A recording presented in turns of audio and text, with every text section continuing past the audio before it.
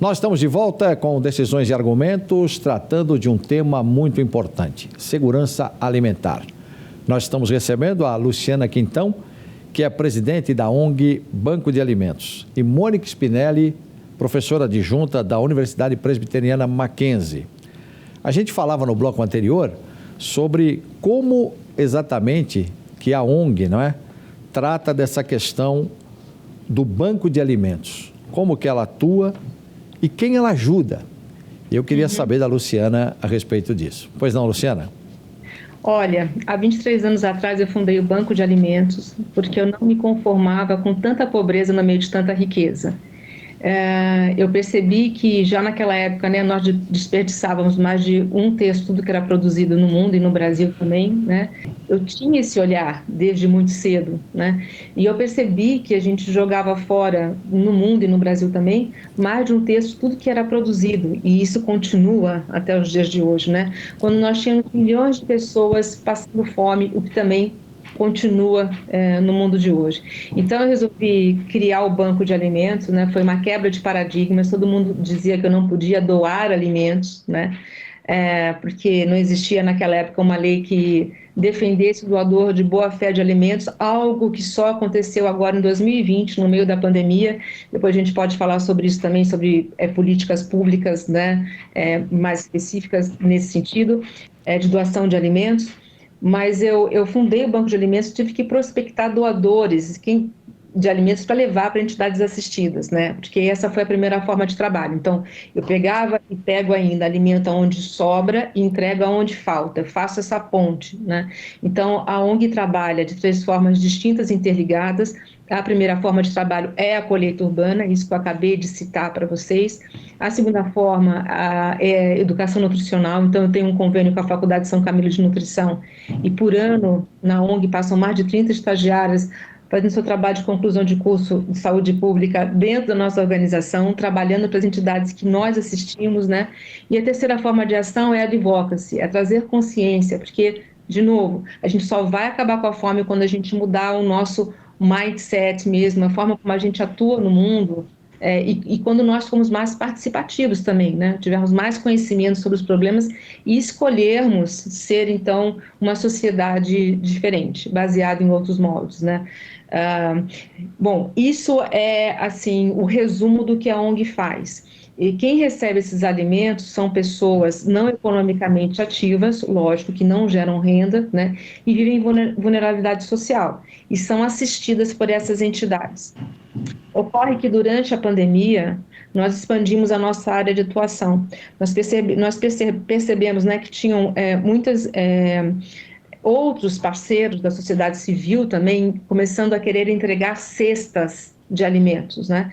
Então, nós rapidamente prospectamos líderes comunitários, né, e pedimos essas cestas que as pessoas estavam querendo organizar para doar, pedimos cestas dessas pessoas, ou empresas, etc., para que nós distribuíssemos, e a gente conseguiu fazer isso em tempo recorde. Alugamos um galpão, recebemos cestas, distribuímos milhões de quilos de alimentos, né, e também começamos a doar cartão Vale Alimentação, carregados em média com R$100, né, para milhares de pessoas. Inclusive, conseguimos sair do estado de São Paulo. Por exemplo, agora a gente levou o cartão Vale Alimentação para Petrópolis, por exemplo, né, para o sul da Bahia, para o Alto da Ribeira. Então, nós conseguimos expandir bastante a nossa atuação. Só durante a pandemia, foram mais de 8 milhões de quilos de alimentos doados, né? Então, é isso que o Banco de Alimentos faz. Ele faz documentários, nós escrevemos livros, vamos à empresa, falamos com governantes, a gente fala assim, meu Deus, vamos acordar, né? Porque qual é o nosso futuro? Se a gente não cuidar do que a gente tem, não cuidar das pessoas, não cuidar, enfim, da nossa alimentação, não repensar a forma como a gente está no mundo. Então, o Banco de Alimentos ele faz tudo isso, ele alimenta, ele educa e ele transforma também, né? E outra política boa para combater a fome também é a expansão de bancos de alimentos, né? Porque ele é um equipamento, na minha opinião, né? Sócio-humano ambiental, né? E faz com que os alimentos não sejam jogados fora e cheguem até pessoas, obviamente, de baixa renda, né? Que não poderiam estar comendo tão bem em quantidade e qualidade, né? Então, e como a gente tem, nós somos a 9ª a economia mais desigual do mundo, o país, né? E somos o segundo mais desigual do G20. Vocês imaginem que a gente tem muito trabalho pela frente. Então, bancos de alimentos são uma ferramenta muito importante para combater a fome e cuidar do meio ambiente e das pessoas. Com certeza ajudam, né? Ajudam tanta gente, como você disse aí, uma abrangência realmente impressionante. Eu queria aproveitar nessa questão que você abordou, nesse quadro, né, principalmente no Brasil, onde pessoas não têm muitas vezes o que comer, aparecem às vezes os alimentos processados, né, para matar a fome, né? E como é que, eu queria saber da Mônica, como é que eles interferem na saúde da população? E tem também alimentos que são geneticamente modificados. Isso, de uma certa forma, acaba sendo de repente, vamos resolver, né, para não passar fome, mas também pode fazer mal para a saúde. Então, Mônica, queria que você falasse um pouquinho sobre esse assunto. Tá, então vou primeiro falar dos ultraprocessados, né? Então, eu tenho algumas considerações que muitos grupos possivelmente tenham um pensamento diverso, né? Os ultraprocessados, que não são bons para a saúde, são aqueles que têm aditivos que não seriam adequados para a saúde, o excesso de sódio, o excesso de gorduras. Então, sob esse ponto de vista, realmente, eles não são adequados. Mas eu sempre acredito que a indústria, ela deveria ter vindo para somar, né? Se eu pensar que a indústria, ela gera muitos empregos, e a geração de empregos, ela é boa para combater a fome. A indústria, ela paga muitos impostos, então isso também contribui para a melhoria da população. O que nós temos que ter nesse momento, eu acho que o que é mais fundamental é a educação alimentar. Então, no momento que as pessoas aprendem o que elas devem comer, como elas devem comer corretamente, elas vão pressionar a indústria para que a indústria melhore a qualidade do seu produto. Então, a gente já tem visto redução de sódio, de gorduras, a exclusão da gordura trans praticamente foi abolida, né?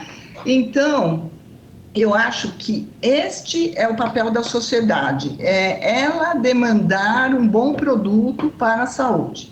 Porque, lógico, o industrial, ele vê do ponto de vista dele, de lucro, de economia, ninguém vai para não ter lucro, né? Também, eu acho que, lógico que a pessoa vai pensar nisso, mas eu penso que a gente não pode abolir a indústria de alimentos. Então, nós temos alimentos que têm um processamento até grande, mas que seria, né, da nossa população, dependendo do lugar onde você mora, que você não tem acesso à geladeira, de repente você tem um leite em pó, você tem, assim, uma série de métodos de conservação que eles são importantes para isso, né?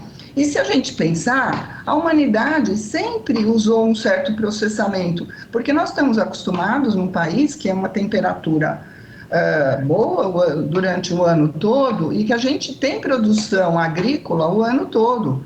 Quem mora nesses países que tem 7, 8 meses de inverno rigoroso, eles têm que fazer um processamento de alimentos porque eles não têm acesso a verduras, a frutas, muitas vezes a carnes durante o ano inteiro. Então, eu acho que com essa minha fala eu vou desagradar muita gente, mas eu penso por esse lado, eu estou pondo a minha opinião, certo?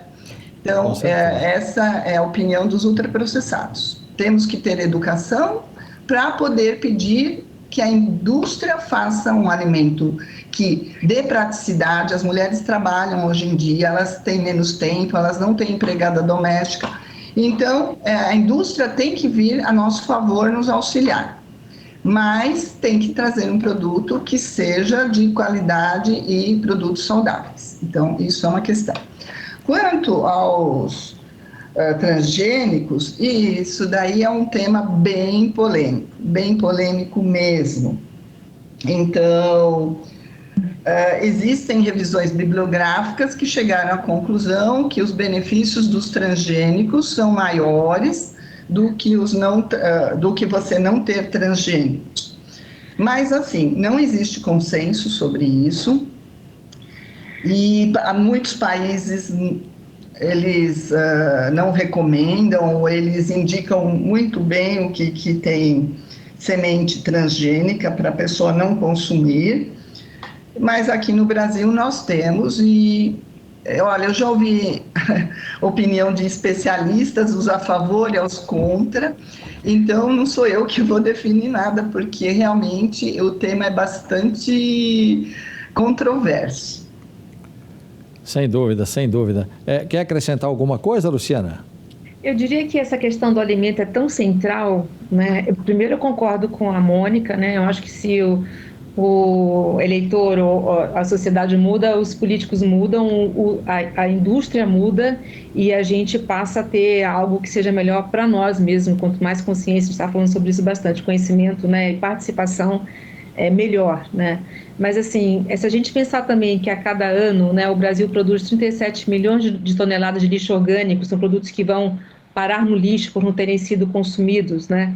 Que cada quilo desse lixo orgânico vai gerar 400 gramas de gases de efeito estufa, né? Se o desperdício fosse um país, ele seria o terceiro maior emissor de gás de efeito estufa na atmosfera, que tem a ver com mudanças climáticas, né? A gente realmente entenderia que a questão do alimento ela é central na vida de qualquer sociedade, né? Tanto Perfeito. Pela questão que vocês estavam trazendo, né? O que comer, mas também como produzir, né? E se as pessoas vão ter acesso ou não, né? E a questão também do lixo, do descarte, né? Que a gente gera dentro da indústria de alimentos, né? Só 1,3% do lixo plástico do Brasil é reciclado. Sem dúvida. Né? Enfim, o desmatamento também tem uma outra questão ambiental muito grande, a gente produzir comida para produzir alimentos que não são consumidos, né? Então, essa questão alimentar, ela é básica, na minha opinião. Sem dúvida, e gera uma série de discussões, não é? Sem dúvida nenhuma, um assunto que a gente pode ficar debatendo aqui, e a gente percebe que duas especialistas que tentam efetivamente buscar soluções, não é? É por isso que no próximo bloco a gente vai continuar discutindo esse assunto tão importante, segurança alimentar, no nosso Decisões e Argumentos. A gente já volta.